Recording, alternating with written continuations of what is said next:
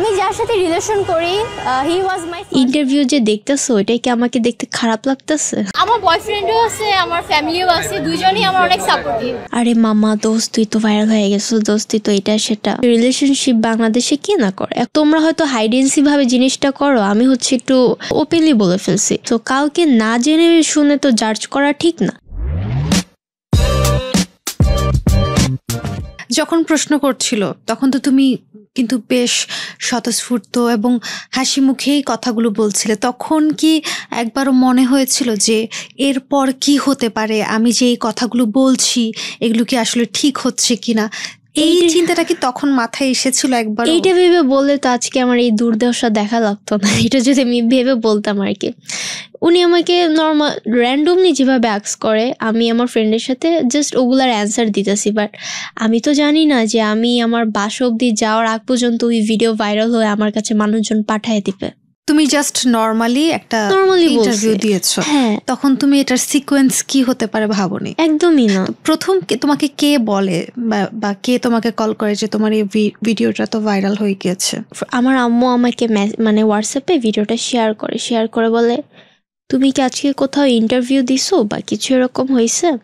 So আমার ফোনে basically net ছিল না, আর আমি বুঝি নাই যে ওরা বয়ফ্রেন্ডের টপিক নিয়ে হচ্ছে আমাকে ট্রল করছে। ওইটার ভিডিও আমার আম্মু আমাকে শেয়ার দিছে। সো আমি এর আগে জিজ্ঞেস করতেছি যে ইন্টারভিউ যে দেখতেছো এটাই কি আমাকে দেখতে খারাপ লাগতেছে?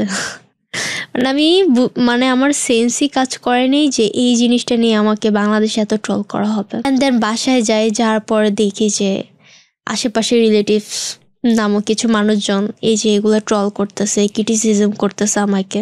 সবাই যখন এটা নিয়ে কথা বলছে, এই বিষয়টাকে তুমি কিভাবে দেখছো, তোমার ফ্যামিলি কিভাবে দেখছে?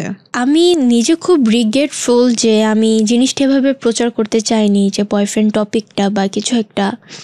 আমার কথা হচ্ছে রিলেশনশিপ বাংলাদেশে কে না করে? কেন ভাই? তোমরা হয়তো হাইডেন্সি ভাবে জিনিসটা করো, আমি হচ্ছে একটু ভুলে বা যেটাই বলেন মিসআন্ডারস্ট্যান্ডিং, আমি এটা হয়তো ওপেনলি বলে ফেলছি, বাট রিলেশন তো কম বেশি সবাই করে। আমাকে সাংবাদিক আক্স করেছে যে আপনাদের কি বিয়ে হবে ইন ফিউচারে? এটার কথার অ্যান্সার আমি আজকে দিই। ফার্স্ট অফ অল, আমাদের ভিকারুন্নেসায় বিবাহিত মেয়ে অ্যালাউ না। আমরা যদি করেও থাকি না করেও থাকি আমরা ওভাবে বলতে পারবো না, কারণ আমাদের কলেজে ভর্তি হওয়ার আগেই নোটিশ ছিল যে আমাদের কলেজে বিবাহিত মেয়ে অ্যালাউ না। সেকেন্ড কথা, ইন ফিউচার আমি মিডিয়াকে যতটুকু দেখাবো, যতটুকু বলবো, ওরা তো ওই পর্যন্তই জানবে, ওই পর্যন্তই শুনবে। তো কাউকে না জেনে শুনে তো জাজ করা ঠিক না। আমি বলছি যে হয়তো সবকিছু যদি এভাবে ঠিক থাকে আমাদের ইন ফিউচার বিয়ে হতে পারে। এখন হয়তো আমি কেন বলছি, হয়তোর জন্য আমার ফ্যামিলিকে নিয়ে অনেক কথাবার্তা বলছে। যে ফার্স্টে তাহলে তোমাকে তোমার আম্মু বলেছিল যে তোমার ভিডিওটা ভাইরাল হয়েছে বা তুমি ইন্টারভিউ দিয়েছো কিনা, তোমার ফ্রেন্ডদের রিয়াকশন কি ছিল? ওরা তো আমার সাথে ছিল, ওরাও জানতো না যে এটা এমন হাইপ হয়ে যাবে জিনিসটা। সো আরে মামা দোস্ত তুই তো ভাইরাল হয়ে গেছো, দোস্ত তুই তো এটা সেটা অনেক কিছু। বাট আমি আমার বাবা মার জন্য খুবই মানে আমার জন্য আমার বাবা মা খুবই শেমফুল হয়েছে। এই জিনিসটা আমি অনেক বেশি রিগ্রেট ফিল করে।